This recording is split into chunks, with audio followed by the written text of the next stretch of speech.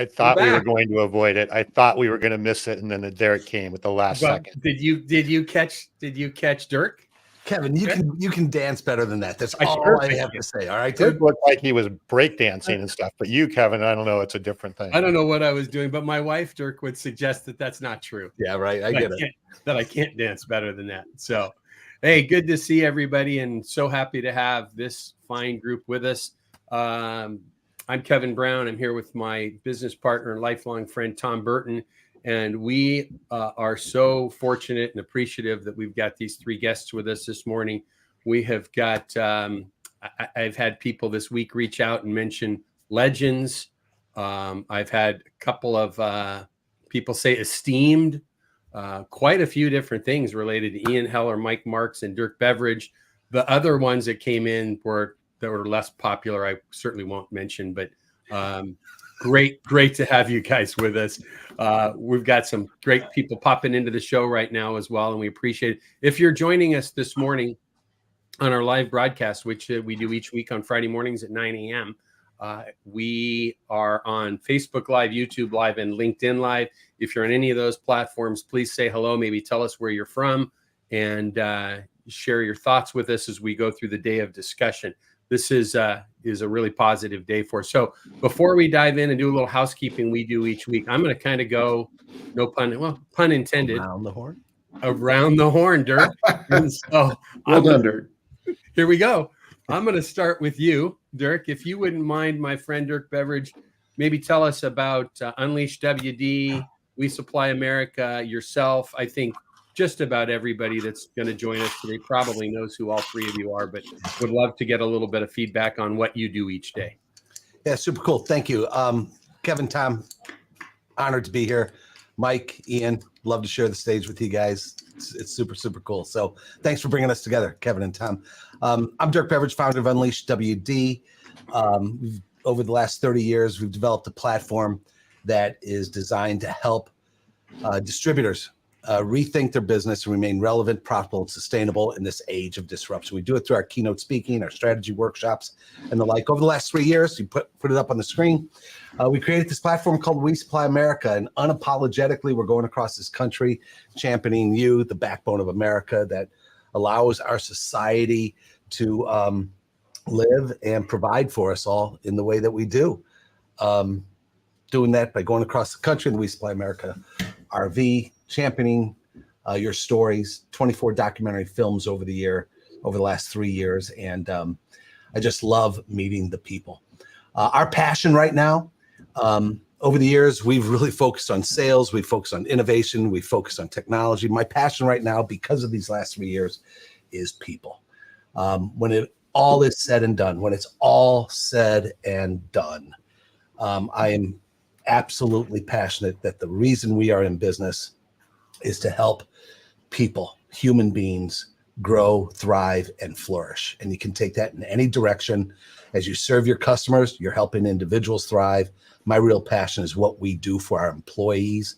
And that's what we're going to be talking about a lot in 2024 and beyond. That's awesome. Thanks, Dirk. I was just going to share with everybody, if you haven't watched, first off, if you haven't heard Dirk, Mike, or Ian speak, you need to find an event to get to hear any of their keynote speeches.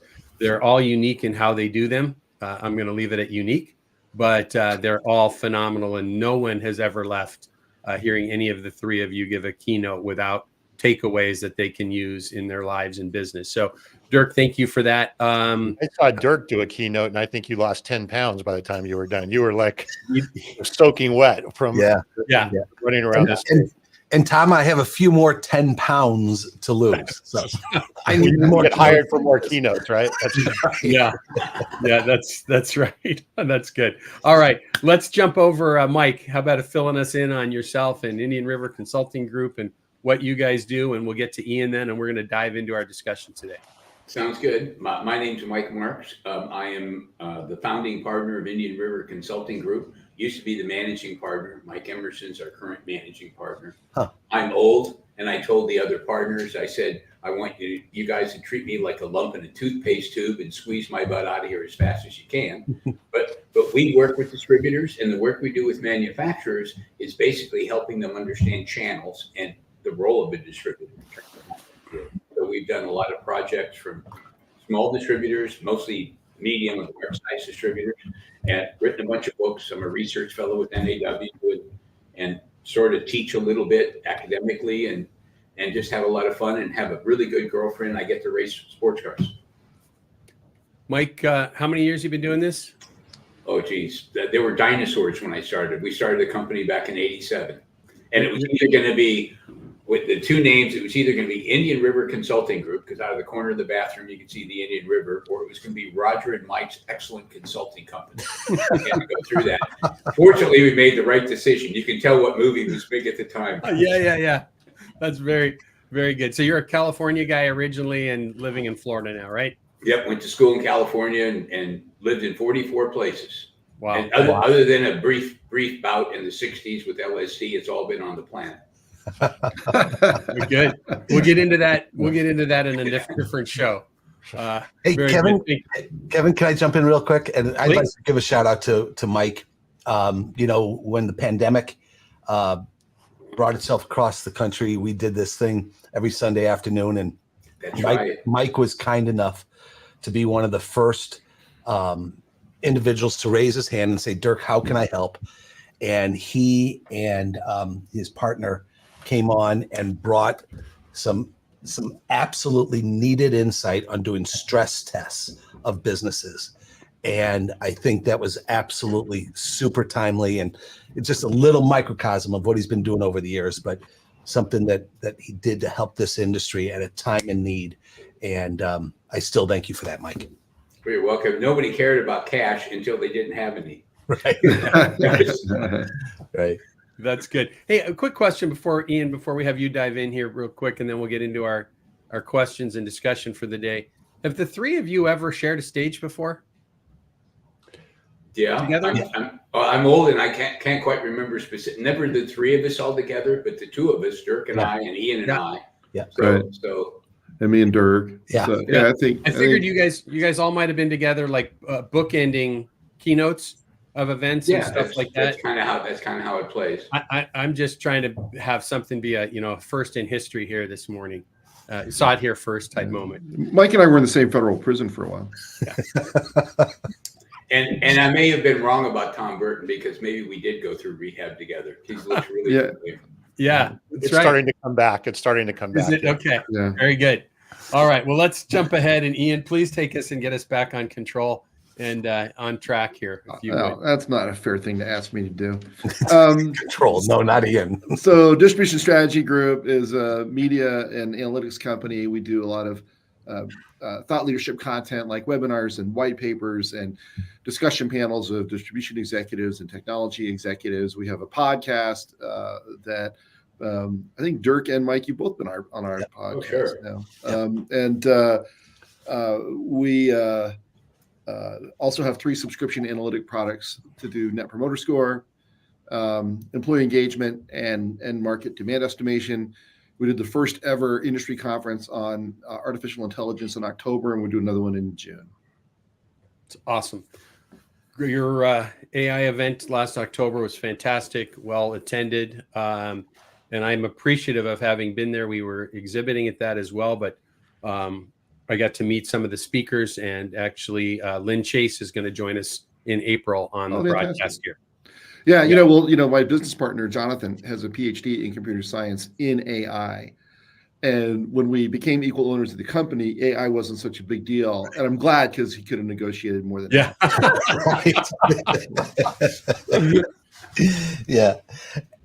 And Kevin, if you don't mind, I'm going to jump into from working with Ian. Man, when Ian, you and Jonathan joined partners to create the business, you filled a big hole in this industry to bring the needed thought leadership. I mean, in so many different dimensions. And then you already mentioned it, how you guys jumped on the AI to really help distributors rethink and bring that in.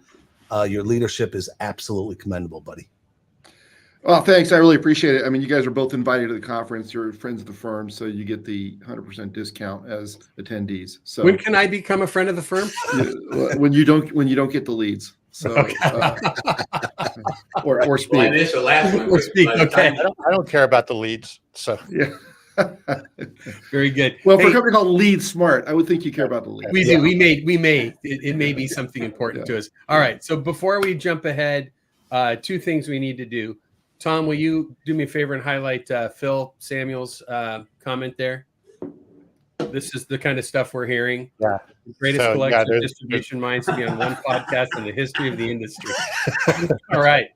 Let's just call it a day. Gentlemen, By the way, it's been a just so pleasure. you know, I have compromising photos on Phil Samuels. He's got a really good BS filter. Yeah. So Okay. Very good. he paid for the front row seat for the floor seats here. So Yeah. make sure we treat him well today. Yeah, he paid good. a little bit extra. All right. Well, before we jump into the full discussion of why we're here today, which is to talk about 2023 and moving forward to 2024, we got to hit just a couple of quick housekeeping things that we do each week. So again, I'm Kevin Brown. I co-host this broadcast every week with my lifelong friend and business partner, Tom Burton. We are the co-founders of LeadSmart Technologies. LeadSmart is an AI-enabled CRM and customer intelligence platform that helps wholesale distributors and manufacturers gain deep insights into their business that they've not had before that are actionable to help accelerate growth. LeadSmart is the sponsor of the Around the Horn in Wholesale Distribution podcast. Again, we do it every Friday morning, 9 o'clock Pacific, live on LinkedIn, YouTube Live, and Facebook Live. And later in the day, this will be available, today's recording, as all of ours are, on Apple Podcasts, Spotify, Odyssey, Amazon, all the popular podcast formats. If you are listening in at a later time on the podcast, you don't get to see these 5 handsome faces that are with you today. And we'll have some images that are going up today and so forth, but you'll be listening in. What we talk about in a normal week when we don't have these esteemed guests with us to talk about 2023 and 2024 like today is the newsletter that we publish each week. What we try and do is consolidate some of the news from around the world in the economy and technology, artificial intelligence, sales, marketing, mergers and acquisitions. We bring all that information together into a single newsletter. We send that out. We've got thousands of people that get it. If you would like to get that newsletter that we review typically every Friday, and you do not, a couple simple ways to do it. Email us at hello@leadsmarttech.com, or even simpler, if you want to see any of the past episodes or listen to those, www.aroundthehornpod.com is the website. This recording will be there later in the day. All of ours, you can sign up for the newsletter as well. Last thing I'll ask you is if you enjoyed today's content or if you've been with us before, click the like button, hit the share button. If you're not following us at LeadSmart Technologies on LinkedIn or any of the other social media platforms, please do so and share this with your friends so they can join us and see great guests like we have today. So that's our housekeeping. Let's dive in, guys. How's that? Let's go. I put together, with the help of Mike, gave me some feedback, and everybody here did. I've got a bunch of questions. We'll see how many of them we get to, but there is no format for today, so we're just going to chat. So first one, when you look back at 2023, what do you see as highlights and lowlights for manufacturing and distribution and any other B2B markets that you might see? Highlights and lowlights of 23. Who wants to go dive in first? I think Ian wants to go first. Saw that coming. I think a low light was with you later. M&A activity was way down. Right. I talked to M&A guy just yesterday who told me that it was the slowest year for deals they've seen in a long time because of interest rates. They're expecting somewhat of a recovery this year. I mean, it's still not a bad market to buy or sell a business, but it's not nearly what it was a couple of years ago. So I think that's a low light. And I think, Mike, you were about to say something too now, right? No, Hey, Ian, question for you on that. Is that because of the interest rates? Because a lot of these were PE firms and they're doing the leverage buyout, and it's just the cost of capital is so high. Is that really what slowed things down? Yes, for sure. The other thing is that there's some very inflated multiples that people were paying. You know, a lot of the funds, it was very easy to get a fund together. People want to invest money to get the return, but there aren't that many good companies to buy. And it's been kind of a seller's market for the last couple of years that Ian alluded to. And that pendulum is coming back relatively rapidly. And And the thing is, you can't go out and pay 14 times adjusted EBITDA for a distributor and ever have it be accretive. You know? Wow. You know, so it just, you know, people don't know the math, and there's a disease out there called crazy to win, and there's a lot of zombie PE funds that are out there right now just because of that. And so people there's kind Sounds of like the tech space. Sounds like the tech space. There's a lot of zombie VC firms out there as well right now. Yeah, So. right. Just think about the fiber market when everybody was going to change everything, and how that went way up and how it came down super fast. So Good. Dirk, anything to add to that? Not to the mergers and acquisition. What I saw in 23, again, on the people side of things, guys, is the continued struggle to find the right people for the right positions. Yeah. And it's not going to go away anytime soon. You want to maybe expand on that a little bit, Dirk? I mean, how many with your We Supply America tour? How many stops did you make this past year? Last year was around 30 different stops, about 85 over the last 3 years. And Continuing theme, right? Of getting people. Without question. And a lot of the struggle is obviously in the deskless workers, right? And the second and third shifts is one segment of that as well. And I believe that there's work that we all can do from looking at the problem tactically to really being more strategic and looking at the employee value proposition that we've put together and other things that we can talk about going forward. But the people and talent issue, again, the conversations I've had has been big and will continue to be big going forward. Dirk, is this? Can I make one last thing? Even, and Tom or Kevin, what I'd love to suggest is if we played back the replay of how you listed the newsletter that you put out, which is absolutely amazing. And if you look and if we replay that back, all the different things you try to discuss in this newsletter, what was left out of your list? We didn't discuss that a whole lot. We didn't discuss labor a lot. People and talent was left out of your list. And going forward, to remain relevant, I really believe that we need to change this narrative. Technology is important. M&A is important. AI is critically important. But none of it works without people. And unfortunately, people have been relegated to a second, third, or fourth conversation. We need to raise that up to be a first conversation. Love that. Will you help us do that this year, Dirk, on this platform? I will do that. We should throw rocks each week if we're missing stuff, right? That's what we. Yeah. I have a quick question on that, Dirk. Is the people issue predominantly a generational issue that people are retiring and it's hard to find people? Is it people just not wanting to do the jobs? What do you think is the primary, or is it all of the above? Yes, and yes, right? So the demographics are absolutely critical. The macro trends, there are 3 million more jobs available than people searching for jobs right now, right? You just can't overcome that. What does that mean? It suggests that we have to take a look at, again, our employee value proposition even deeper. We got to look at the definition of work. We got to look at the changing needs and wants and desires of employees. COVID absolutely accelerated the needs and wants and desires of employees. So we got to rethink that. We have to rethink our leadership. I've been in, Mike and Ian, have you guys been in conversations with people? And I've been in conferences where somebody will raise their hand and they'll start pointing the fingers at this younger generation. They don't want to work. They're not collaborative. They want to become vice president overnight, whatever it is, right? And I believe that's just the wrong mindset to bring into the problem. We have to look in the mirror first.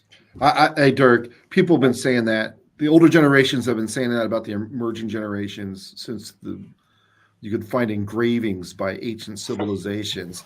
They don't want to work, and they are lazy and uncouth and drink too much wine. I mean, it's just I think it's nonsense. And So I got 2 kids in their early 30s, and man, in fact, I put on Facebook one day, I don't know where Penny and I went wrong with Austin and Blaine. They grew up with such better values than we tried to instill in them. And, right? Yeah. Ian, they're brilliant. I mean, Yeah, they are. They're let's just great change kids. the mindset. Let's change the mindset. This Right. next generation, they're brilliant. Right. It's our job to learn how to tap into that, right? Yeah. Yeah. It's interesting. I mean, I kind of see both sides of that, because there is some of that, trying to think of the word, but the give it to me all right now, Snowflakes. right? Sure. Snowflakes. Yeah. Yeah. So we do see some of that, but that doesn't mean that we can't, as the generation that we're in, guide and direct and manage and support that. I want to stick on this topic for a minute. I want to take it back from an economic standpoint, though, for a moment, too.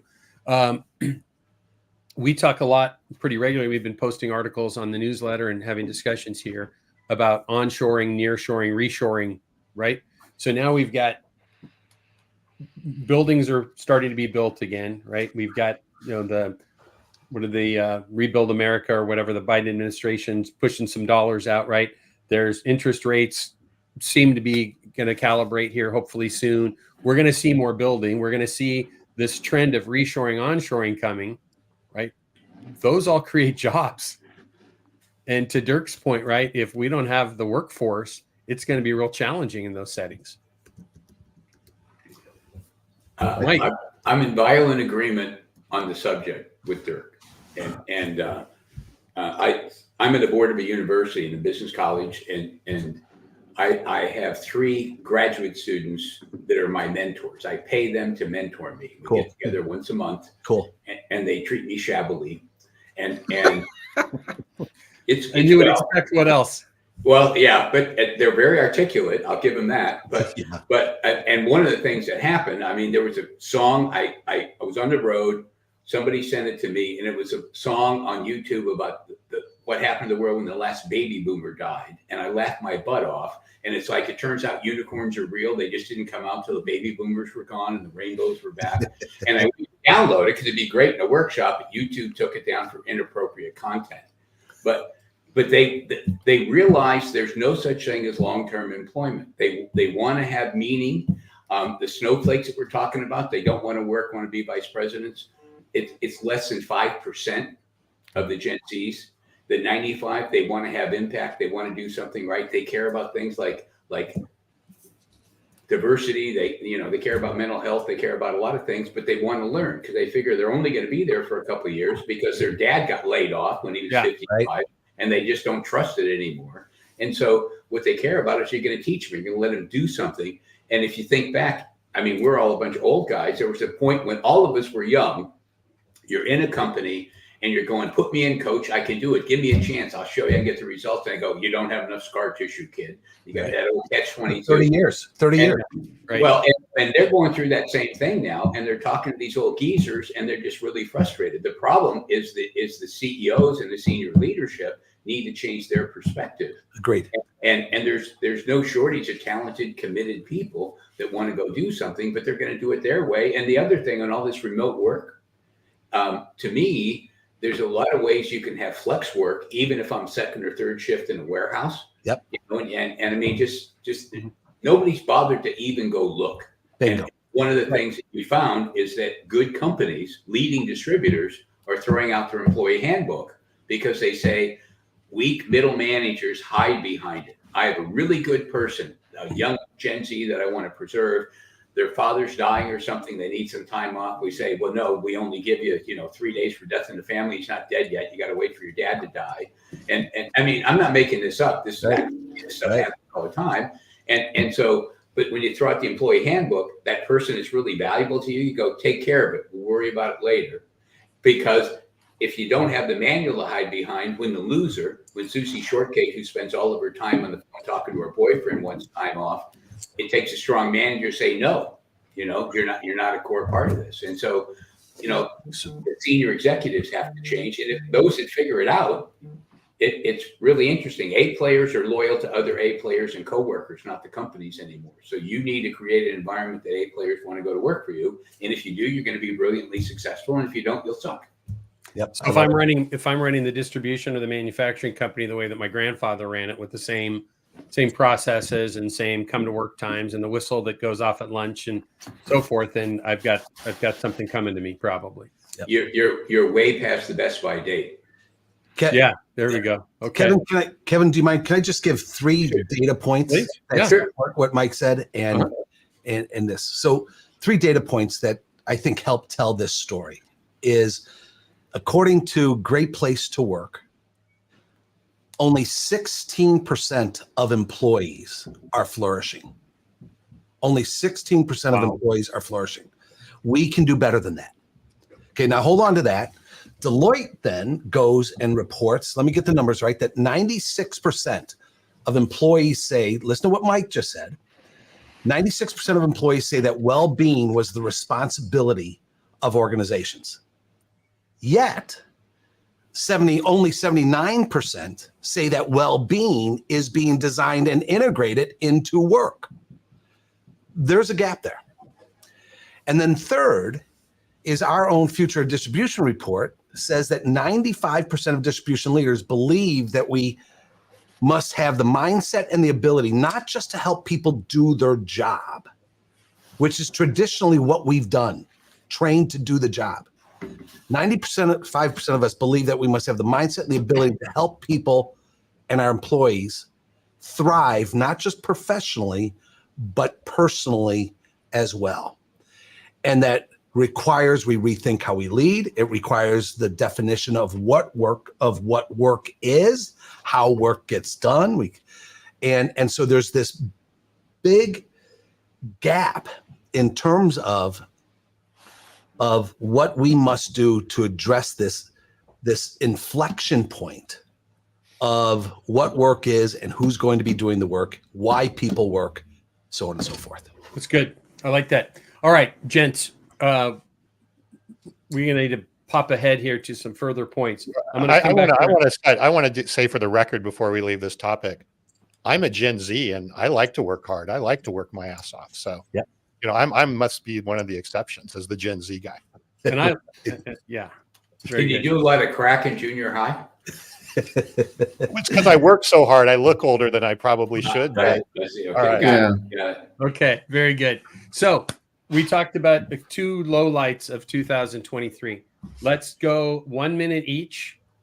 This could be tough on highlights of 2023. Ian, we'll throw it to you first. Oh, Mike wants to go first. Go ahead, Mike.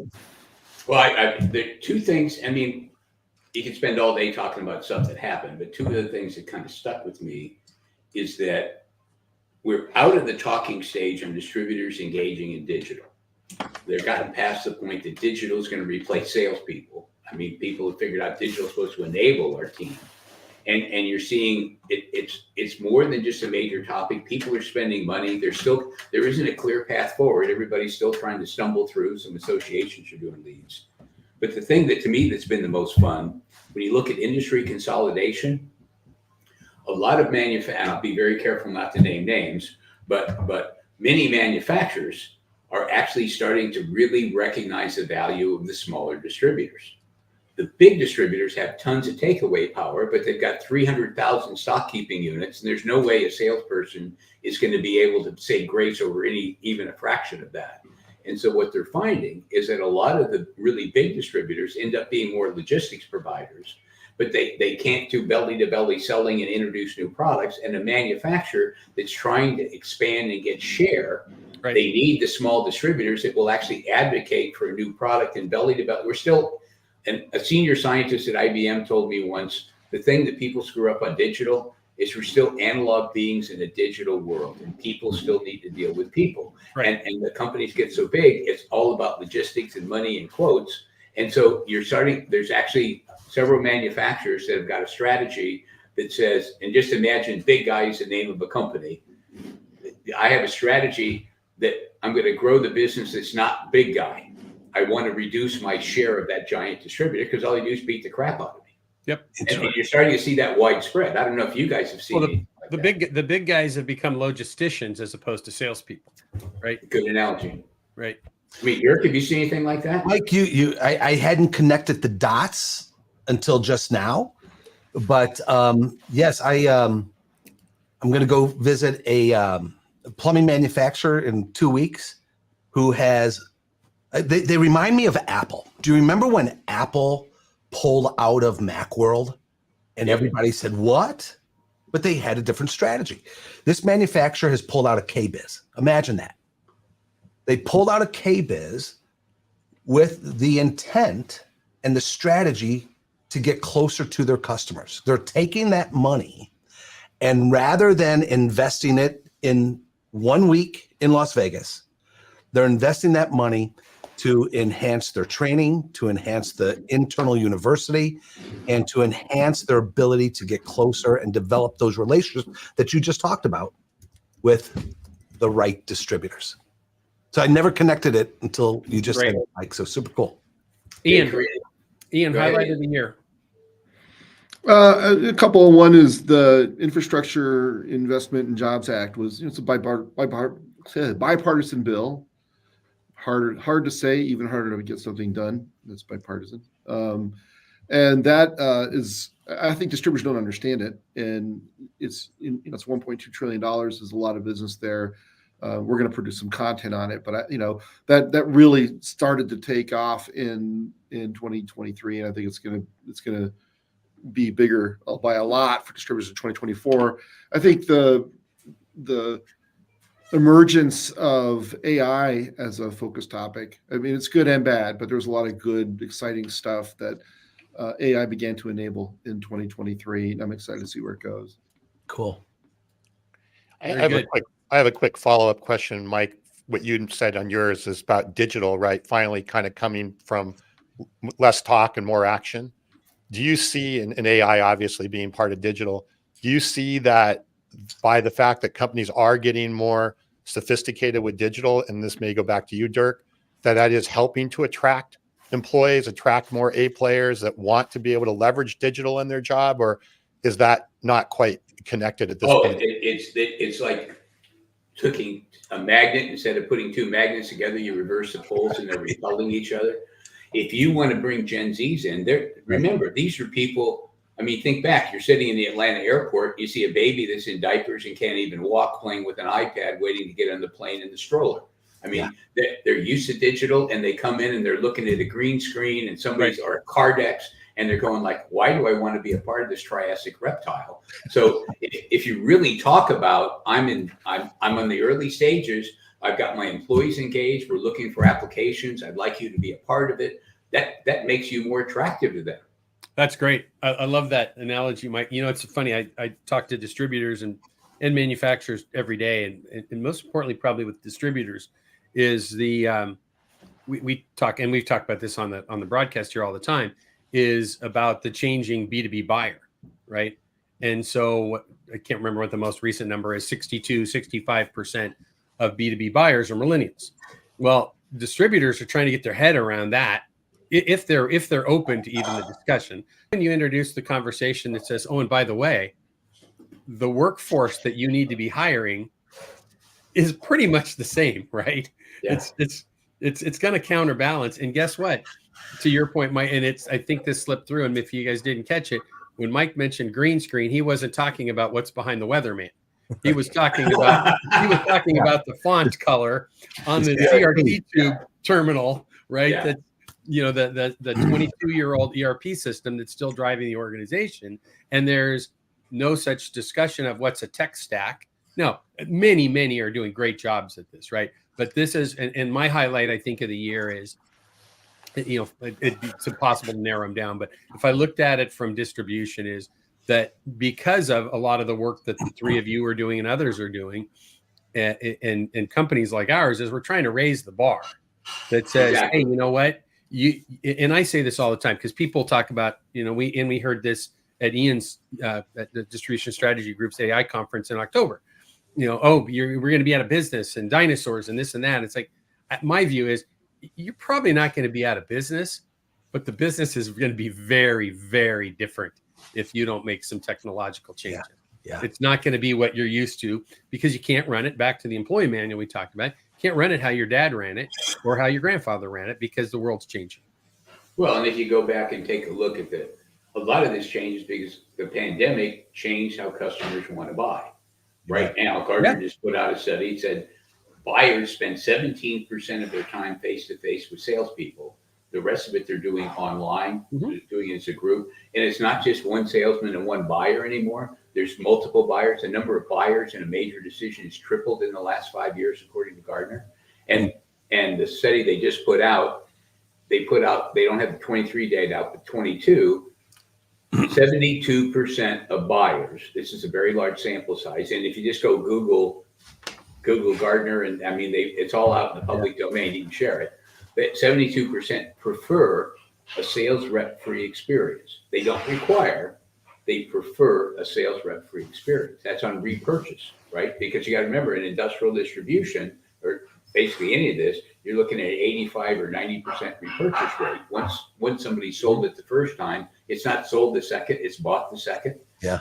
And there's just a lot of changes that are going through there. And when the buyers are doing this, that 17% with salespeople that they spend, you're sharing that with their competitors, right? So when you start looking at all this, you have to be doing some digital, because that's how you communicate with those customers early in their buying journey.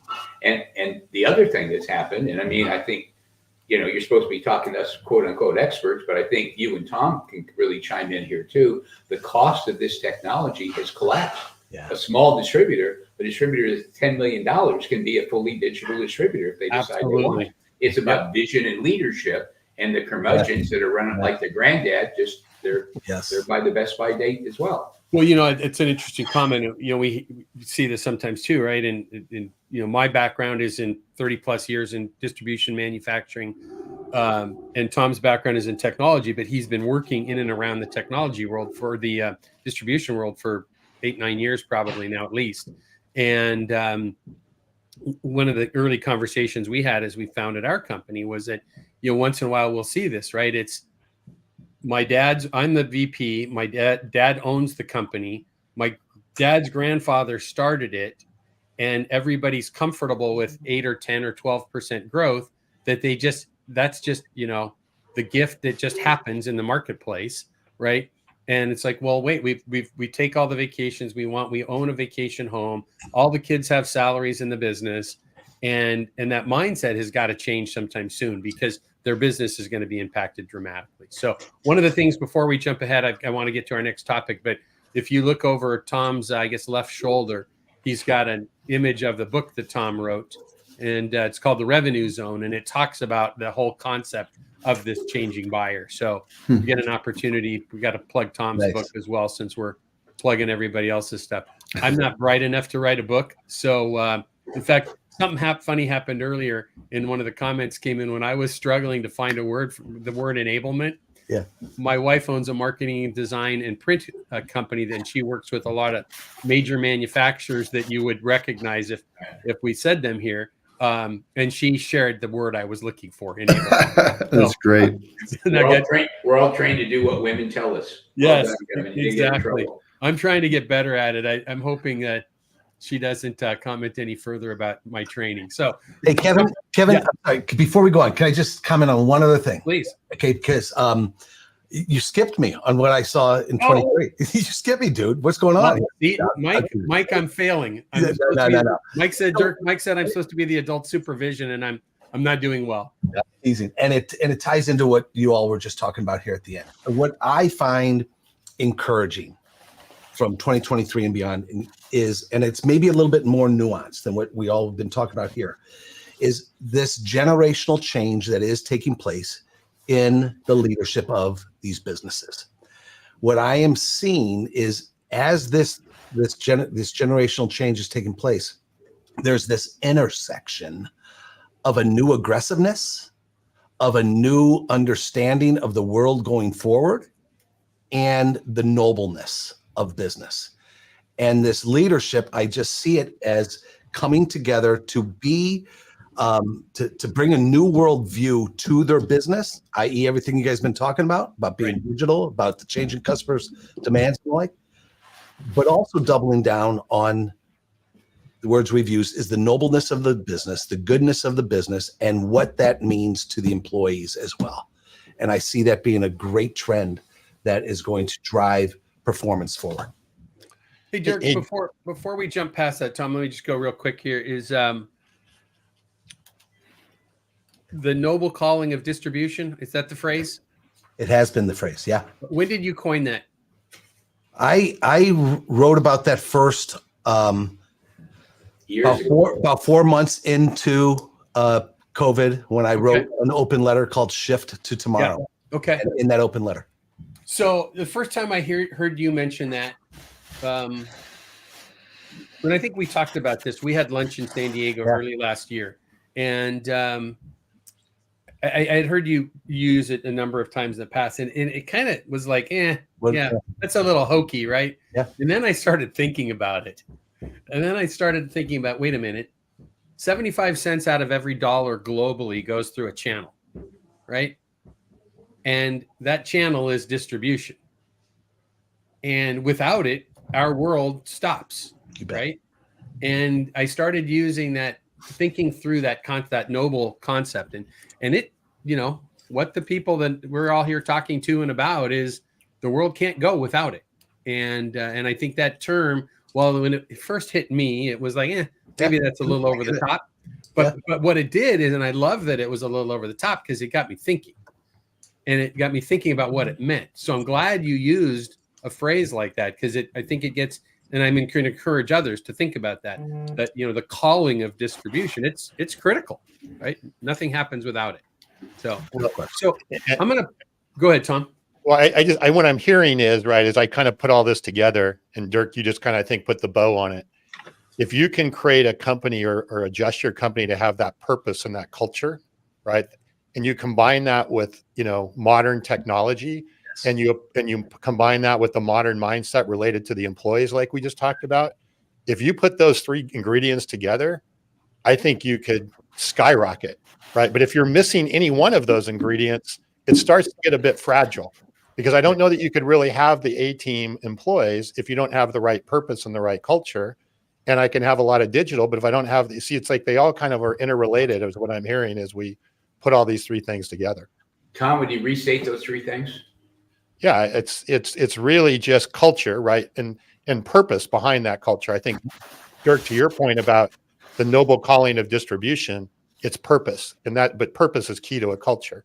You combine that with the technology and the right sophisticated technology, or modern technology, I should say, AI included. Then you combine that with the employee aspect of things, the right mentalities, as we were talking about earlier. I think that's the formula for success, if I'm hearing you guys right. It's neat. I like that. Consider it stolen. Consider it stolen. Well, just remember, if you take from one person, it's stealing. If you take from many, it's research. That's right. That's right. And Tom, go ahead, Dirk. Tom, I think you really captured it real well. And in my mind, from the purpose perspective, the tremendous opportunity we have going forward, is to operationalize that throughout the organization. Purpose and culture is talked about at the C-suite, that VP level, to a strong degree. But the further you get away from there, the more that is diluted.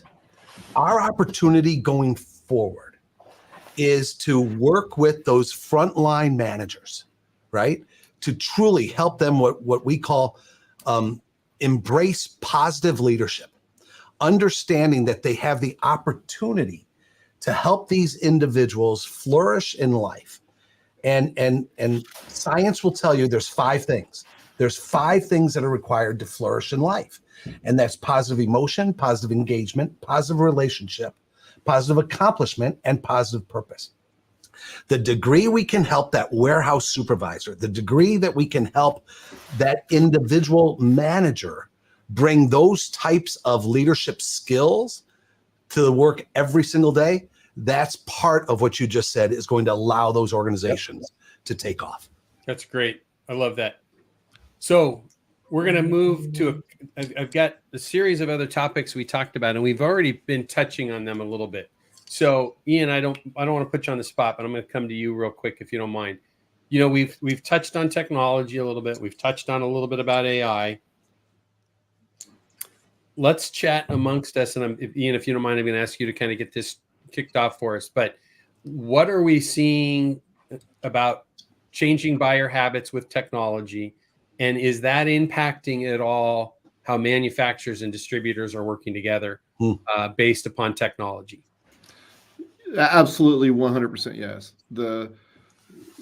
As mentioned earlier, buyers increasingly want to have digital tools, and I think distributors are finally understanding that a lot of people shop online but don't put the order online, and so it screws up the attribution of websites. Thank you. So the distributors think that their website's selling $1 million because they're just looking at the shopping cart. It's actually selling 20 million because people are putting POs together on the website and then they're emailing them to you because that's how they buy.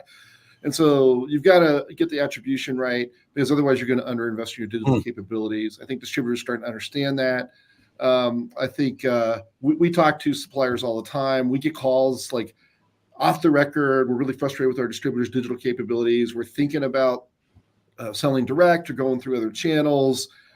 How would you approach our distributors to help them understand how dire the need is for them to fix their digital skill gaps, right? So, and we, walk them through, our approach, and I think it's helpful sometimes. But, Amazon Business last year announced they did $35 billion, right?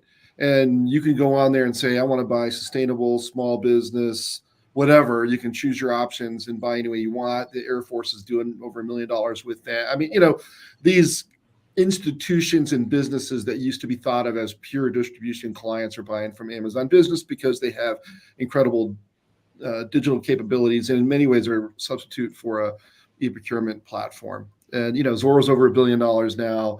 A lot of distributors who couldn't previously afford digital capabilities, as you said earlier, Mike, they can now, but some of them don't know it, right?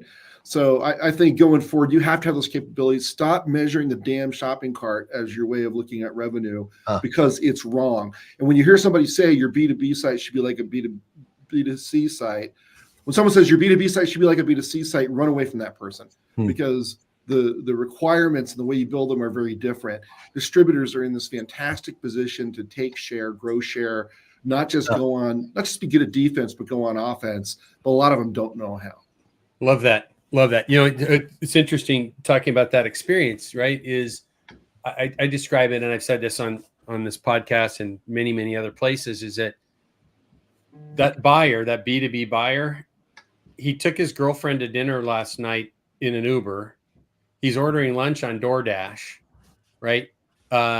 He buys his dog treats come from Chewy. He met that girlfriend on an app. Yeah, correct. Exactly right. Be careful. All right, well, let's mute Mike for just a second. But they're living in that digital experience, and if they're coming to their distribution partner, right? And by the way, Zoro, Grainger, Amazon, and everybody else that has these strong presence are trying to touch that person. You need to be in that place, and I love the point that you're talking about there, Ian. From a standpoint is, don't be. And I'm not going to articulate this as well as you did, but don't be in a place as a wholesale distributor where you're trying to do all things. And then most importantly, understand that having that web front with your products and resources and all of the things that go with that is dollars coming into your business, but it's probably not coming through that shopping cart, right? And you have to get to that presence. And what I'd love to throw out to everybody else is, this is great. Mike Mortensen with ARG Industrial in Alaska says, the website is Scottie Pippen, not Michael Jordan on most days. Yeah, it does the assist, right? Yeah. That's beautiful. Yeah. That's beautiful. But I think that's exactly the place that we want to be. But Mike, before we come to you, what I'd like to throw out is I'd like to expand on the discussion that Ian brought up, and I'm really appreciative that you brought it up, is the manufacturers struggle to say, hey, you know what? Maybe I should just put everything that I sell on Amazon Business because they're just another distributor is the mindset. Distributors are getting upset with that, but if the distributors aren't keeping up, the manufacturers have to do something. So Mike, let's hit your comment if you want, but I'd like to circle back to that topic. Well, I think there's two things. One is that McKinsey just put a study out called DTC, direct to consumer. And a lot of manufacturer clients are saying there's a bunch of other intermediaries that are unbundling. You got Visa, MasterCard, and Amex that want to take over the receivable function for manufacturers. They don't have to do it. Most of the distributors of Corian don't even stock product. They use third-party logistics providers.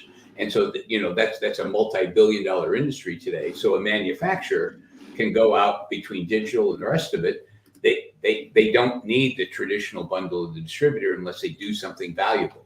And a lot of the distributors, to me, there's a big gap in the mind of the manufacturers between the distributors that are the horses pulling their chariot and some of the ones that are past the Best Buy date. And they're starting to really discriminate in terms of treating those people differently than everybody else. The smart manufacturers are starting to treat distributors like channel partners instead of customers. And it just hangs in there a whole lot better. People think they can ignore it and it'll come back and bite them in the butt. Yeah. Well, we're starting to see more and more of this, right? Of manufacturers that are either selling on their own website or selling in some marketplaces. And marketplaces are, Ian, you've done multiple shows on marketplaces, right? These are going to continue to grow. And I think the distributors got to get their head around that, of even participating in it. And it seems to me, and I'll ask you gentlemen this question. It seems to me when you look at distributors that do have an online presence, there seems to be two camps. One is, I'm going to try and do it all on my own. Or the other camp is, I'm going to do it on my own, but I'm also going to participate in marketplaces because I can be selling as a third-party seller in these different marketplaces as well. But I've talked to a few who are adamant against not participating in marketplaces. They only want to do it on their own. To me, and I'm asking you gentlemen, your thinking, to me is that should be a dual strategy, not a singular strategy. Would you agree? I mean, it's every day is not Groundhog Day. And part of the vision of an owner or operator, the person who owns the capital is also the chief executive, is they tend to look at, I want to replicate what I've been doing. Once I'm in flow, it keeps going. Mm-hmm. And they don't see this. They haven't quantified the downside of being in a marketplace, making the product available. Just remember, inventory is a substitute for demand information. And if I can get better velocity in terms of where this is going, it allows me to have higher fill rates from my existing customers. Yeah. So they're looking at it's either or. It should be C, all of the above, in my view. I mean, take a look at the growth rate. When you take a look at what Grainger's done, and Ian knows a lot about Grainger, they've had tremendous growth with Zorro. But one of the things that they had internally, everybody thought it was going to cannibalize their regular business, and it didn't. It was additive once you actually look at the data. And Ian, can you, without violating non-disclosure, could you add a little color to that? Yeah, we've never consulted for them. I left there a long time ago, but no, that's right. I mean, they went after a different market with that. I think ultimately, look, sellers are going to go where the buyers are. So you either put your products where the buyers are, or you build a place to draw buyers. And that means, so if you're bad at digital and you don't sell on marketplaces, you're on a going out of business path. Now, most of the time people are going to adjust before it gets that dire, right? But you've got to go where the sellers are, or create a place you have to go where the buyers are, or build a place for buyers to come to. Those are your choices. And, I think, there's a reason Miracle, the marketplace company, was valued at $3.5 billion or something a couple of years ago. And, that was their second valuation. So it wasn't like there wasn't any data to go by, that was their second round of fundraising. So, marketplaces are real. You got to figure out what your strategy is. You can build your own. You can participate in others. We talk about marketplaceification. Like, MSC, for example, doesn't have a marketplace, but what they do have is you can do direct ship orders from their manufacturers. And so there's a bunch of stuff they don't ever intend to stock. Their manufacturers carry it, but you can order it from the MSC website. So that's a step towards rapidly expanding your assortment without building a third-party marketplace. What if you collaborate with a non-competing distributor with whom you have relatively small amounts of overlap? You sell construction supplies, I sell tools. How about we pool our assortments and we fulfill orders for each other?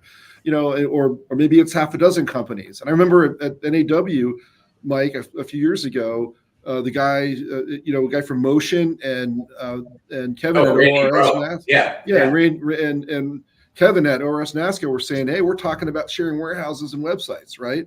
And they said that publicly. So I'm not disclosing anything, right? I don't know if they did, but I think Okay, good. And so I'd like to hear about that actually. But I think these notions of collaborating to expand assortment and in their case leverage real estate for facilities.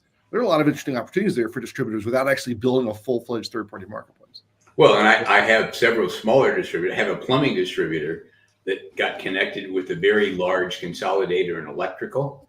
And so they've now added 5 locations, 5 selling locations, even with the pipe yard. Yep. But they're all in the existing locations of the electrical distributor. Take a small part of the warehouse. They don't need a whole lot, but it gives local presence. And a lot of times in these industrial industries, local presence matters a lot. That's the personal touch that Dirk was talking about. That's great. Hey, Dirk, to go along with this, you spent all those months and hours in Walmart parking lots and thank you. And Cracker Barrels or wherever they might have. You had some great campgrounds you stayed in over the summer too. I enjoyed watching some of those. But as we talk about e-commerce, with you traveling the country plus your regular work with distribution, what are you seeing as you're through your travels and this discussion about e-commerce? 85, I think you mentioned companies over the last couple of years. What percentage of those had some level of e-commerce or we're getting ready to launch that? Yeah, Kevin, great question. And I'm not the person to ask. Okay. I really don't have a good answer on that. Here's what's going through my mind on this conversation. Yeah. I'd love to go back to how Ian started this. And what I'm really pulled into is, Ian, you mentioned there's the opportunity to get on the offense rather than just be on the defense, right? And a lot of great ideas in the last 10 minutes have been swirled around. I'd love to hear from the 4 of you, right? What would you recommend if you're sitting in the board with, a mid-market distributor right now who has been a little bit slow, to move to the digital opportunities in front of them, and you wanted to coach them on being on the offense rather than on the defense? What are the 1, 2, or 3 things you'd recommend that they start thinking about now? I'll answer that to start. Please, yeah. I would say, and we talked about this a lot on the show, is really treat your data with the respect that it deserves. Okay. These companies have a tremendous amount of data, and it's like every day, and I'm relatively new to this party as far as distribution. So I'm coming at it from an engineering tech background, but the amount of data that you have that is super valuable and that can really drive a whole lot of things, not just AI. It's certainly the fuel for AI, but it's a fuel for just having insights and understanding of your customer and how you can better serve that customer. And I just see over and over that data is not being treated with respect.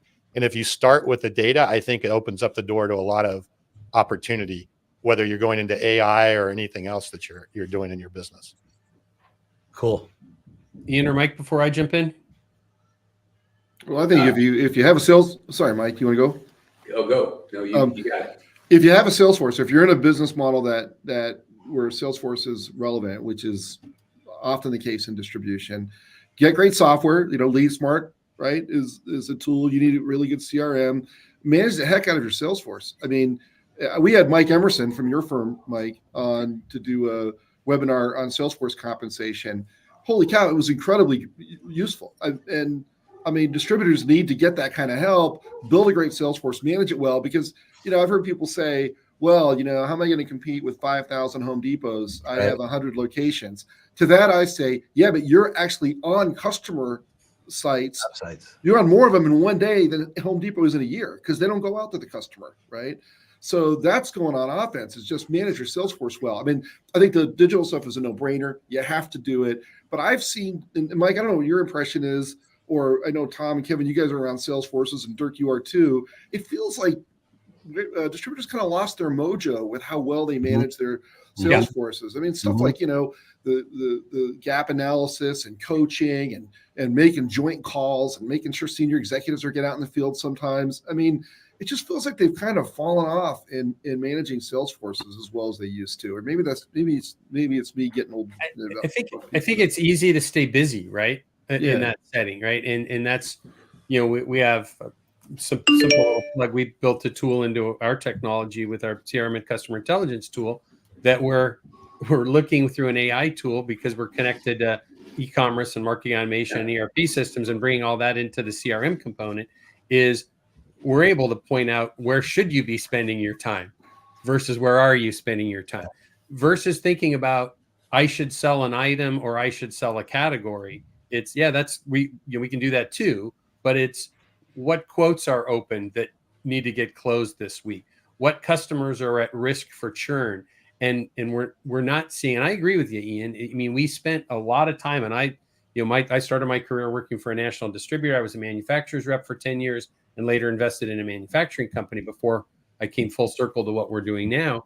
And across the board, we did a lot of that in the past, of like trying to really segment accounts well, and are we selling full line and all of those things. And I see much less of that, but I don't see anybody less busy. People are still busy, but I don't know what they're accomplishing at the same level. And I think the people that embrace all across the board technology are going to drive that shift and make a change of significance, right? And to Mike's point earlier, Mike, you made the comment about belly to belly, right? We are still in a relationship world, and I think people like to have the relationship, and Tom talks about this a lot in his book, is that people are going to buy how they want to buy, but that doesn't mean that they don't want access to you when they want access to you. So, Dirk, I'll throw out my point to your question, right? And I'm going to introduce another question to the group here. But I think people specifically right now, if I was talking to a CEO, I would tell them a couple of things right now. Have a people strategy, which I'm learning more and more about all the time from you. But have a digital strategy. And a digital strategy is not, I bought a bunch of different software programs, right? A digital strategy is, I'm buying these strategically to do these things in my company, whether it's e-commerce tools, CRM, AI tools, whatever it is. And I have a strategy of where that's going to take the organization, because very few people have that. In my day in and day out, they own a lot of software. Tom used a term years ago, I remember, and he said, people want outcomes, not software. Yeah. Right. But people buy software because they saw a shiny object real quick. And we have to help people get out of that. As we talk about e-commerce, though, the last thing I'll say to this, and I want to come to Mike's final comment on this topic, because we got a few other things to discuss here, is we haven't mentioned today buying groups and associations much. And all of you, in fact, Mike, we had lunch at ISA meeting. Dirk, we had lunch at an AD event. Ian, we've been together at, I can't think about all the different events that we've been together at. And if the good ones are doing a great job of, I don't want to say the good ones, all of them are trying to do something. There are some that are really excelling at helping their distributor members with digital strategies. And I don't know what it is. There must be something that keeps many distributors away from joining buying groups or being active with trade associations. I don't know what it would be, because there's so much data, so much information, guys like you coming to speak at events, right? That is so valuable to them. I would always encourage that. Dirk, to your question, right? What would I tell a CEO is look into that closely and get involved, because you're going to get back more than, it sounds like I'm promoting, all of these folks, but truly, I think people get back more than what they put in. So, I hear it all the time. You bet. Yeah. Good. Mike, close us out on that particular topic to Dirk's question. Two comments. Giving advice to a CEO of somebody that's been slow to start. We fix CRM deployments when everybody ends up subtly sabotaging them. Two clients, they did everything right except their sales managers. All they'd ever done for years was coach people on transaction closing. They didn't have a sales management process that was documented. They did lack the skills to actually develop the sellers to make them more capable in terms of their own growth, talking about Gen Zs. And so in two situations this last year, we had to call a timeout, and the managers had to go through and create a flow chart. What is your sales management process? It's more than just transactions. They actually changed out a couple of people, had to go through some skills training. So that's one.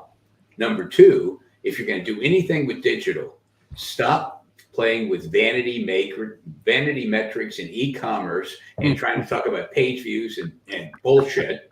And we're in the sales business. if I was going to spend money as a new distributor, I would spend money on effective lead gen. So my CRM or however you're going to do it owns the front of that funnel. And my goal is not to get people to come to the website or look at papers or do any of that. My goal is I want to put my field salespeople in front of new potential customers in a meaningful situation. And I'm going to measure how many of those events that happen every month. And then what is a 90-day yield from doing it? You want your technology to enhance your salespeople. The Star Wars stuff right now, people are actually talking about synthetic sales reps, but that's not to replace a sales rep. That I give one to each one of my sales guys. So all of a sudden, it can be almost autonomous selling. I'm using the predictive stuff that's like in LeadSmart and a lot of the other AI-enabled tools that are saying we should remind the customer they order this every 6 weeks. It's been 7, they haven't done it. And the synthetic sales rep generates the email, puts it in front of the real sales rep, and all they have to do is go click, click, click, and send it out. It significantly amplifies their capability. So instead of trying to be Amazon, try to really think about how do I build a set of tools so my field salespeople have a knife in a hand fight where there's no knives. I want to be the guy with the gun in a knife fight. I want the knife in a fist fight.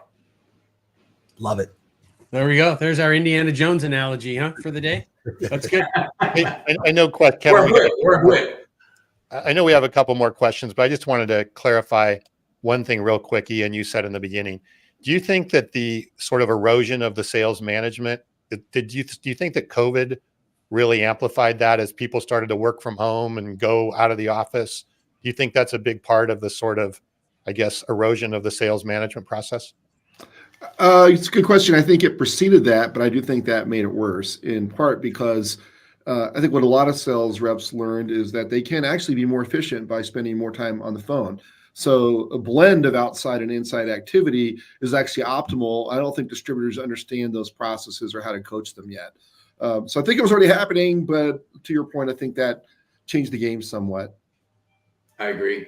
Very, very good. So it exposed it. The pandemic exposed a lot of sins. Yeah. That's a great way to look at that. I think that is.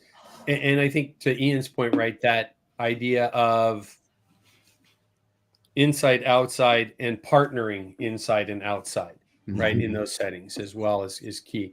So, Mike, you had thrown out a comment or a question that we could use today.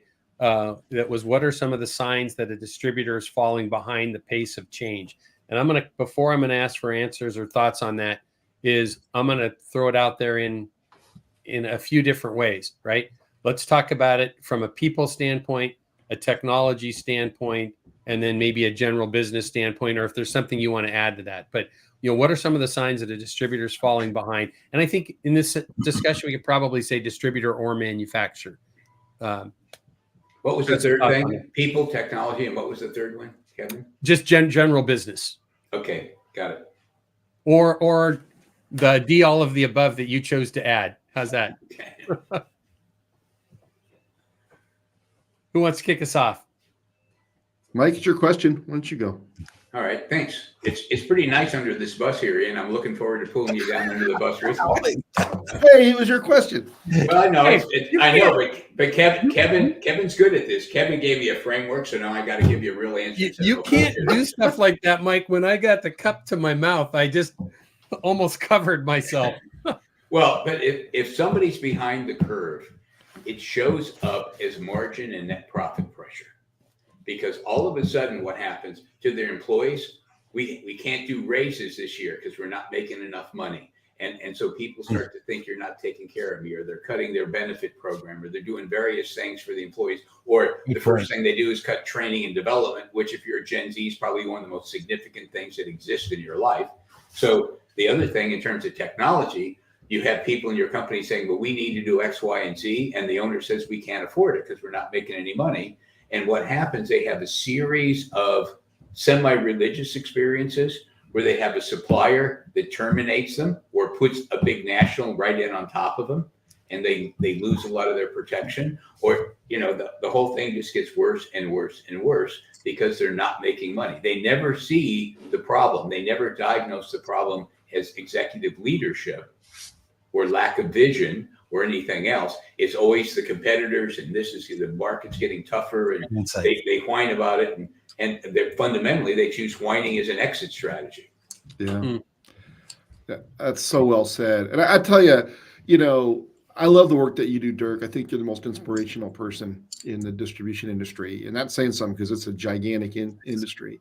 I agree. And I think but I tell you, I agree with everything you said, Mike. And another thing I see is cynicism is venom in a culture. And if I see cynicism, I see a distributor that's falling behind, because if you're cynical, you're blaming the world. You're blaming your manufacturers, you're blaming your customers, you're blaming your employees. And what is really compelling about the work that you do, Dirk, is there's no cynicism in what you say or do, and there's no cynicism in the language or the spirit of the distributors that you call on. It's earnest. It's like one of my favorite shows in the last several years is Ted Lasso, right? Yeah. And I know it's a show, but Ted Lasso's not a cynical person. He's sincere, he's forthright, he has no malice, he has no guile, right? And I think that is a wonderful way to lead. It's what I aspire to do. It's really hard to do, right? That's what I aspire to do, but I see it in you all the time, Dirk, and I see it in the companies that you visit. And those are companies that are not falling behind because they take responsibility, they take accountability, and they lead with a positive, uplifting style. That, Ian, is amazing how you've positioned that. And I'm a hugger. I want to hug you because of what you've just said, not about me, but about those businesses that I have a chance to visit. And it ties into, this core belief that I have. 2 years ago, it was all about the Great Resignation, right? And now it's talent and people and all that. And I think where we're falling behind is in terms of developing our employer brand. Just listen to what Ian said. And then you look at the demographics of the workforce coming into the workforce, the people coming in the workforce. They want everything that Ian just talked about. Mm-hmm. They want earnestness. They want truth. They want meaning. They want purpose. They want family. They want connection. They want bond. Where in the hell do you get that? I'll tell you where you get it. Get in the RV with me and come in and that's where you get that. And we are sitting on a freaking gold mine. And I love all of distribution. My heart is with the independent, family-owned, employee-owned distribution business. That's where my heart is. And if we could help these individuals, number one, truly believe that they have something that the workforce is yearning for. Help them believe that. Help them see that. Number two, then goes to what you were talking about, Mike.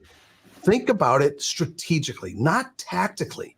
You can't just tactically complain about the competition or your manufacturers. You got to dive deep into the real issues in the business and in the market. And then number three, traditionally, we've been rotten communicators and marketers, not just of our product, not just, but of our value proposition to the marketplace. We've been rotten communicators and marketers about who we are, what we believe in, what we stand for.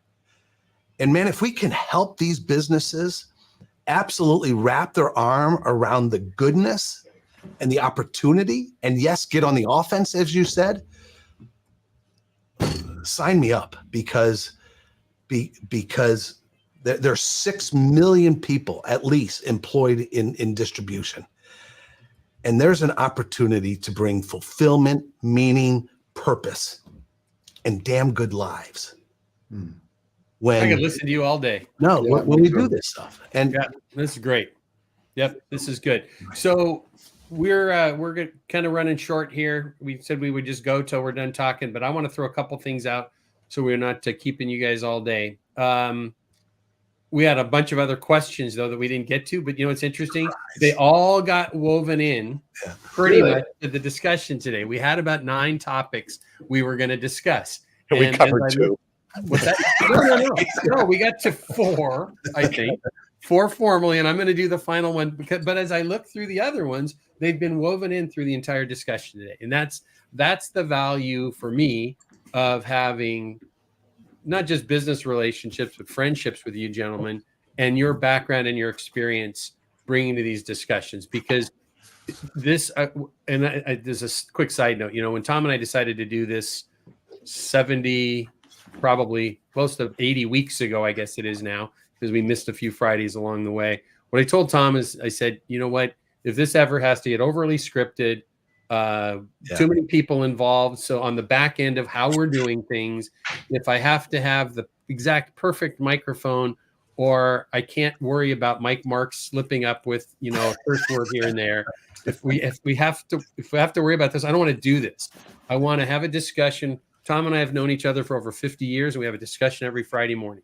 That's awesome. And we bring guys like you in on a consistent basis to have discussions. And it's never fully scripted or outlined, which I guess if there was professional podcast producers would probably scold us on a lot of things. But like I said, I could have listened to Dirk continue on that for an hour. So Me too. Here's what I want to throw out there. We talked a lot about last year. We talked a lot about change. We've talked about M&A. We've talked about people. We've talked about technology. We've talked about CRM. We've talked about e-commerce, a million different things. Most of it is we've talked about some challenges, some opportunities. Let's look forward to 2024 and even beyond. We can talk about it, and we'll do it as a group, but I'd like to hit each one of you. What do you see as maybe biggest challenge in 2024 if we haven't hit it yet today? And then let's talk about biggest opportunities, and we can kind of wind our way out through of today's discussion with kind of what do we see coming, pluses, minuses, cautions, maybe is the three things. And let's hit it off. Tom, I'm going to start with you this time. Is this like a speed round? We have to answer in like 30 seconds. Nope. I was just trying to give everybody that the end is in sight. Okay. How long we choose on this last one is up to all of the five. I thought this was like a telethon that we were going to be doing for a few hours. Jerry Lewis is not here. So, no, I think, I think the look ahead and the challenge and the opportunity are the same. And I think it's going to go back to this. You guys really hit me when we talked about that, the three legs of the stool, right? The purpose and the culture and the technology and the people. I think though, the opportunity though, with technology, just because that's more of my world, I think there's a real opportunity with AI and with technology to use that as a catalyst for all of those things. You bet. And to make it not as something that's a fear or, oh my God, it's going to make things less personal or less relationship. I think it can make us all a lot better. I think on the challenge side is that we're not ready. I mean, I work with companies at the technology level and the distributors, and they're not ready. And so I think this next year has got to be a focus on readiness to be able to take advantage of the technology. A lot of the AI technology that's out there right now is not prime time. It's not ready for enterprise level use, but it's going to be. It's going to be before we know it. We're going to blink and it's going to be there. So I think the challenge is readiness right now, and the opportunity is that technology. All right, that was, I think, less than a minute.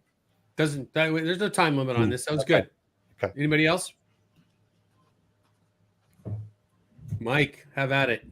I'm always the first guy when there's a buffet at a meeting. I'm always the first guy in the buffet line because everybody waits for somebody else. I was the oldest in 5 boys growing up, so you had to eat with your arm around your food to make sure there was enough. So to me, looking at 24, I go back to what the Bulio brothers have done in terms of talking about the economy. We're going to have a spotty economy in 24. It's going to be a little bit soft in spots. Some things are good. Some things, it's just volatile. It's like, we all like bubbles. We don't like recessions. We all know how to hunker down. But right now we're kind of like in the middle, and it's like our economy is a salad dressing and an industrial lubricant, and everybody just looks at you funny. So I would follow their advice, and they said, the worst thing you can do in 24 is to hunker down and go into your turtle shell and wait for the market to come back. Because their prediction is, even though 24 is going to be spotty, 25 Did I lose Mike or did everyone? What's that? Keep going, Mike. So So what happens, they say, make your investments. My advice to them would be spend some time working on your business instead of in your business, and start to think about, what do I want to do with technology? How do I start? Because this is the year you want to be able to go on the offense in 25. So do the preparation, get the people thing right, do the kinds of things that we've been talking about, but Cool. work on the business instead of in it. That would be my advice. It's awesome. Love that. Super cool. Dirk or Ian? Yeah, I'll go in. You can guess mine is going to focus on people. I'll throw out three numbers: 100, 20, and 80. 100, 20, and 80. And I think generally we do an amazing job at training our people, 100% of our people, on the hard skills to do the job. We do a great job of training everybody in the organization of the hard skills to do the job. Why? Because we need that productivity. And then I think, so that's 100, 20. I think we do an okay job with 20% of our workforce.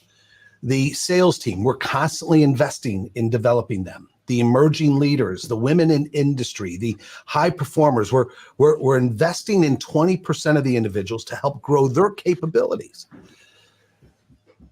But the real opportunity going forward, in my mind, is the 80%. The 80% who really, there's part of our workforce that has been forgotten about. That once we've developed them to do the job out in the warehouse, to do the job as accounts receivable, that individual performer who doesn't want to be on a leadership path going forward, but our business stops without them. We have an opportunity to change our frame of reference, to change our mindset, to say, what can we do? What must we do? What's our responsibility and what's our opportunity if we focus on the 80% that we've forgotten about to some degree to help them grow, develop, focus on purpose, impact, and growing their potential. And I think if we are able to do that, the sky's absolutely the limit to where we can take our organizations. Beautiful. Boy, pressure's on you, Ian. Pressure's really on after all that. Well, I'm going to start with a negative, sorry, but I think one of the big challenges is going to be adjusting to AI-enabled cybercrime in 2024. Wow. Yep. Wow. Wow. So right now, you could be an electrical distributor. You could get a call from a customer that you've worked with for a long time, recognize that person's Holy voice. cow. They could, say, hey, I need $20,000 worth of copper wire and power tools sent to this address for a job I'm starting. You know this person, you recognize their voice, and then they send you an email that came from them, and the whole thing's a crime, right? I mean, that's happening right now. I wrote an article about this, and there's a Japanese company that lost $35 million because someone posed as a director of the board and asked them to transfer money for an acquisition, and it was gone. So, I mean, there are whole new ways of cybercrime that distributors need to adjust to, and they really need to get training on that now. And that all that earnestness and that personal contact makes distributors more vulnerable because criminals are inherently cynics and opportunists, and the bad actors go after good people. Mm-hmm. So that's the bad side. The good side is that AI is going to allow distributors to compete in unique ways that a lot of the leading technology competitors are going to have a hard time matching because AI can enhance people. I'm not saying AI is not going to take jobs. It will. But I think, to your point, Mike, earlier about the synthetic salesperson, I mean, you can double your salesperson's productivity with AI, whether it's in a good CRM or it's this, the having it compose auto responses to emails that you review before you send them. And so you can, it's like putting, I think I heard one speaker say, it's like an Iron Man suit. I think it was a column somebody just wrote a column for us that used that metaphor, is that AI can be like an Iron Man suit for your people. And I think looking at those kinds of tools and having the combination of people and AI can make distributors ferociously competitive and go on offense. Smaller things, or at least more tactical things, there's a pretty good chance the Fed's going to pull off a soft landing. Interest rates are probably going to come down a little bit later in the year. And so I think, to your point, Mike, it'll be a little spotty, but it's not likely to be a recession. It's a good year to work on your business and get ready to come out strong in 2025. Nice.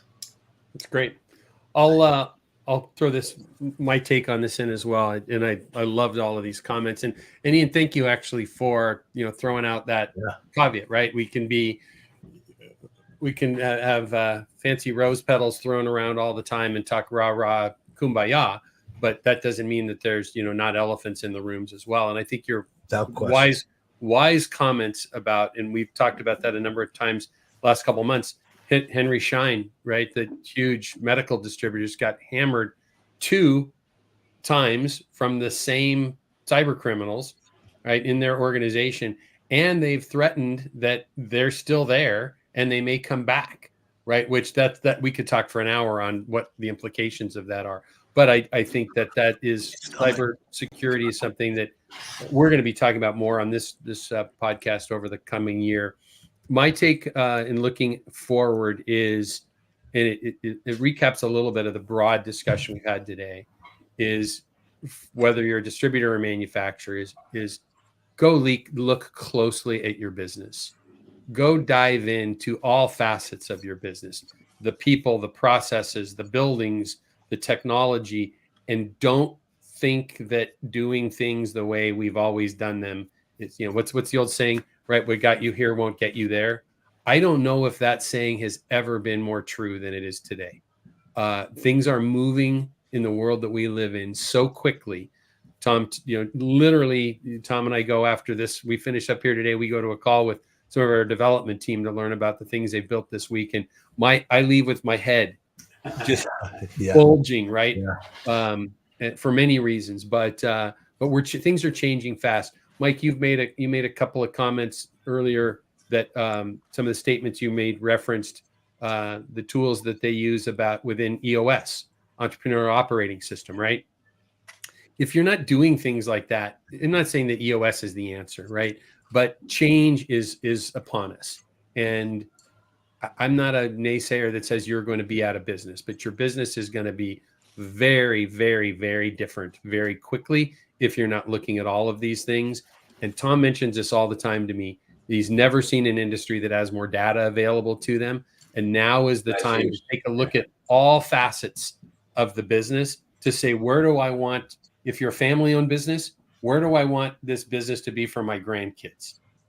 And now is the time to really look at that, because I'd say this is the year that we're going to start seeing people have major impact upon their businesses that aren't making these shifts and changes, because AI is moving so quickly. And it doesn't matter if you're a pipe, valve, and fitting distributor with 2 acres of pallets of stuff out back, or if you're selling technology components, right? The guy down the street is going to be taking advantage of this stuff. And if you're not, it's a big risk that goes there. So my closing thoughts on that. As we wrap up today, Dirk, takeaways from the day, any additional thoughts? I'm gonna ask a question as my takeaway, if you don't mind. Okay. Kevin, as you just said that, my mind is going crazy. Okay. I want to ask you a question. Uh-oh. How does the Lead Smart technology help these distributors that you were talking about? Sure. Take that data and use it in the way that you were just saying we need to? Well, that's kind of you, and the check should arrive by lunchtime. No, that's nice. I want to hear your answer too, Kevin. Yeah, in a nutshell, and maybe Tom will add to this as well, right? Is to the point that distributors and manufacturers, but really distributors, and as we talk about these legacy family businesses, right? Yep. They've got generations oftentimes of data. Yeah. And a great example of that, who's with us today, commented a couple of times earlier, was Dan Judge, right? That started Net Plus Alliances. Yep. And Dan's going to join us sometime soon for not our regular Around the Horn. We're just going to do an interview and have a chat with Dan. I spent some time with Dan this fall. But you look at the amount. Make him share his quarterly report with you. We you know what? We should talk about that. In fact, maybe that's the right time, Mike, to have Dan, because I read it when it comes out. We're partnered with Net Plus. Spending a little bit of time and having a beer with Dan is it's like having a beer with any one of you guys. I just walk away having learned so much. But in answer to Dirk's question, what we try and do as a technology company is very different than what traditional CRM companies do. and even some of the AI companies out there. We try and look holistically across an organization by taking data sources in from whether it's e-commerce, marketing automation, and obviously always ERP data wherever possible, combining that with what the salesperson is seeing. And Mike, you know what? I don't, you and I talked about this over lunch early last year. You mentioned as a number of 80-20, right? Companies should be putting 80% of the data into the CRM for their salespeople 20%. It doesn't matter if it's 60-40, 70-30, 80-20, whatever the number is, right? We should be flooding salespeople with information and data that's actionable. Yeah.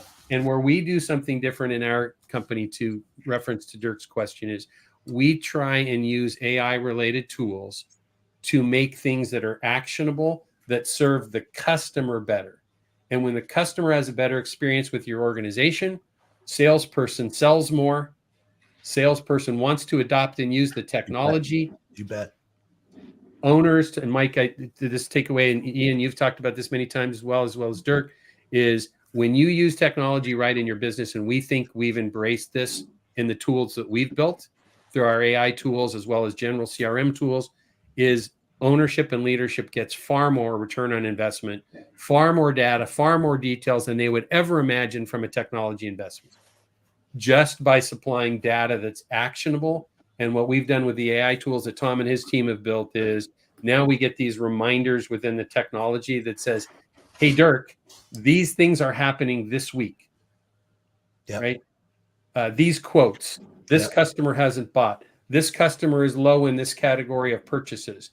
Right now, we're bringing actionable or insightful data, and that's what we try and do different. Awesome. Right, Kevin, so what I go ahead. heard there that really stood out to me, what I heard there is your focus is on your customer's customer. Yep. It's focused on the end user, serving the end user, backing into that to provide the data to the sales team to be able to serve that end user. I think I'll just add one more thing, a little sneak peek. You guys got me all fired up today, so I have to give you a sneak peek. Is we're using that data right now, and we're aggregating that in our CRM and using it in a bit of a traditional way right now.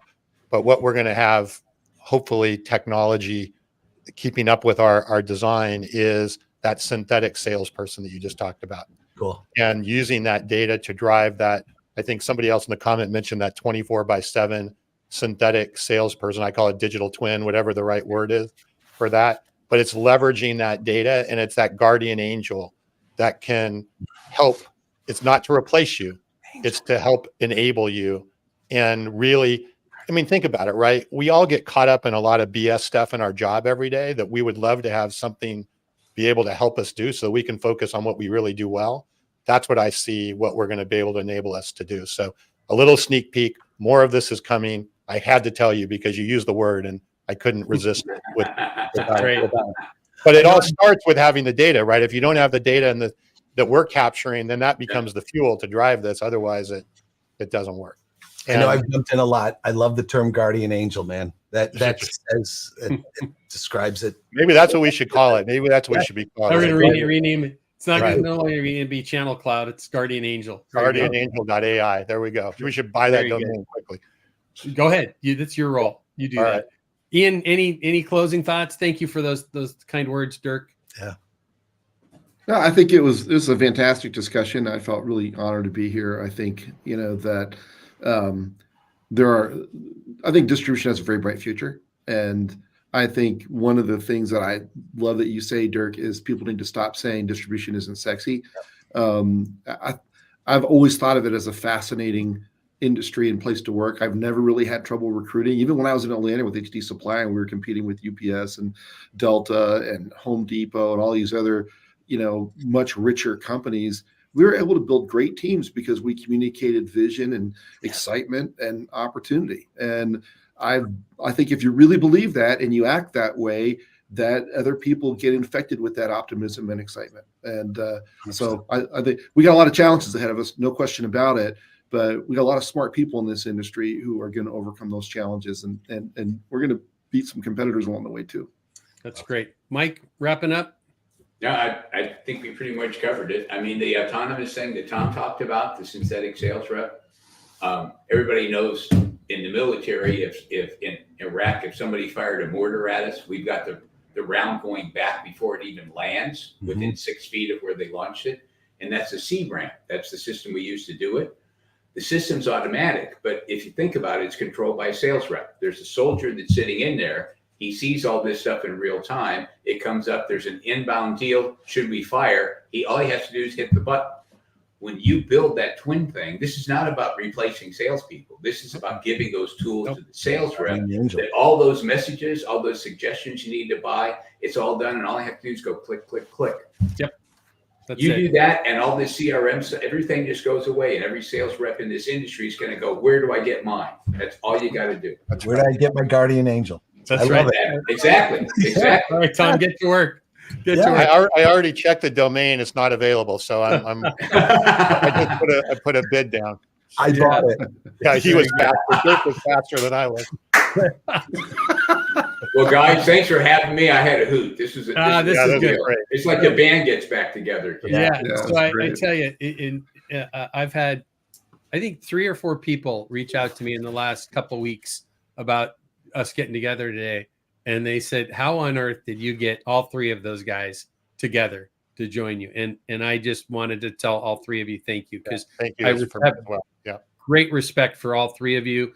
You all do a lot of similar things and a lot of nuances. And I learn from each of you, and I consume all of your content that all of you put together. We try and reference it when we do this each week. So I don't want to put anybody in the spot, but I'm hoping that we could get this group together again down the road, because, you know, we've got people that have been with us for an hour and a half and they're still making comments on what we're doing. So thank you guys. I can't tell you how much I appreciate getting to know each one of you better as we run across each other through the shows and the events.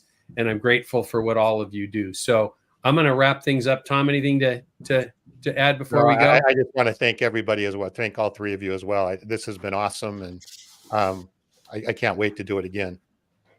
Good. Well, we'll work on that. So again, those of you who are listening in from the podcast standpoint, you didn't get to see these, 5 pretty faces today, but you got to hear some great insights. Those of you that were with us live, we appreciate your comments. We do this every week at 9:00 Pacific on YouTube Live, Facebook Live, and LinkedIn Live. And then we're available later in the day on all of the top podcast formats, and we look forward to having you join us. If you'd like our newsletter, please reach out to us as well. And Kevin, we didn't get a chance to hit any of the comments really today. I wanted to thank everybody. There was a ton of great comments. We usually try and incorporate them more, but we would have been here for another. So thank you for everybody who commented, and some great point, Tom. Really great comments. Yes. We're gonna wind this down, gents. I'll ask you to hold on for just a second so we can thank you one more time. But thank you, everybody. Have a great weekend. Be kind, do good things, and be safe. Happy Friday. Yeah.